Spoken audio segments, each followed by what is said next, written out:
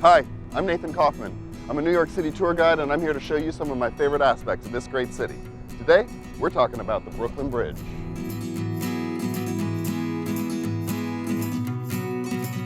First, let's talk about what was here before we built the bridge. And the simple answer is a lot of boats. Throughout the 19th century, and especially after the Civil War, the population of New York was skyrocketing. And at the time, New York and Brooklyn were two separate cities and would be until 1898. So as the density of New York grew more unmanageable, Brooklyn grew more populated. And the only way between the two cities was by boat. The East River grew chaotically congested, not to mention that the river could freeze over in the winter, stopping all travel. So the cities of Brooklyn and New York came together and decided to build a bridge. Quick side note, something else that was here before the bridge was the first presidential mansion. New York City was the first capital of the US after the Revolutionary War. George Washington was inaugurated as our first president just a few blocks downtown on Wall Street. And while president of the US, with New York as its capital, George Washington lived here. Right here. But just for a few months. Then he moved up to Broadway, then the Capitol moved to Philly, so did the Prez. The house was demolished in 1856. Okay, back to the bridge. The construction of the Brooklyn Bridge began in 1869 and was initially designed by a man named John Augustus Roebling, who actually invented the steel wire ropes that allowed for this to be the longest suspension bridge in the world when it was completed in 1883. While conducting surveys on the shore for the placement of the actual bridge, John Roebling was struck by one of the many ferries congesting the East River. His toes needed to be amputated, he got tetanus, and he died of lockjaw a few weeks later. He didn't get to see one stone put into his baby. So his real baby took over, his son, Washington Roebling.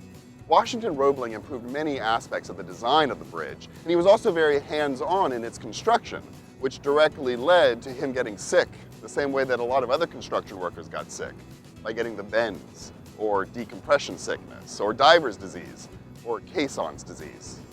Caissons were huge wooden chambers filled with pressurized air, placed at the bottom of the river that allowed workers to work on the towers below the water's surface. One day there was a fire, and the workers, including Roebling, fled the caisson, elevating to the surface so fast that change in air pressure put gas bubbles in his blood. Caisson's disease is a very painful disease. He was bedridden, and he never got to walk the length of his own bridge. So who took over for him?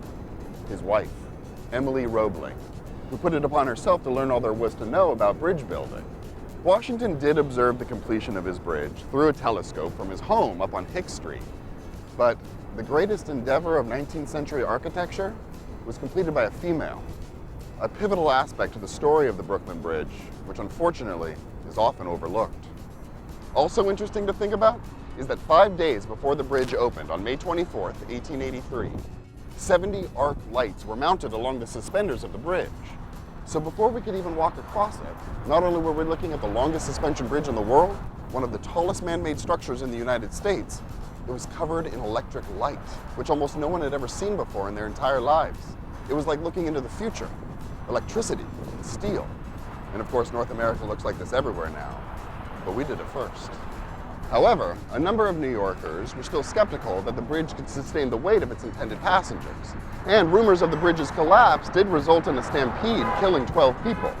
So, P.T. Barnum led 21 of his elephants from his circus over the bridge, quelling any worries of the bridge's strength and creating a great publicity stunt for himself. And as you can see today, the bridge is doing just fine holding us all up. Something else you'll notice when you come to visit the Brooklyn Bridge are all of our love locks. This tradition of two people writing a message or their names on a padlock, locking it to a public structure and throwing away the key probably started in Paris back in the 1990s. And these love locks showing up here in New York is a testament to the diversity of our visitors. And locals do it too, but the city doesn't really appreciate it.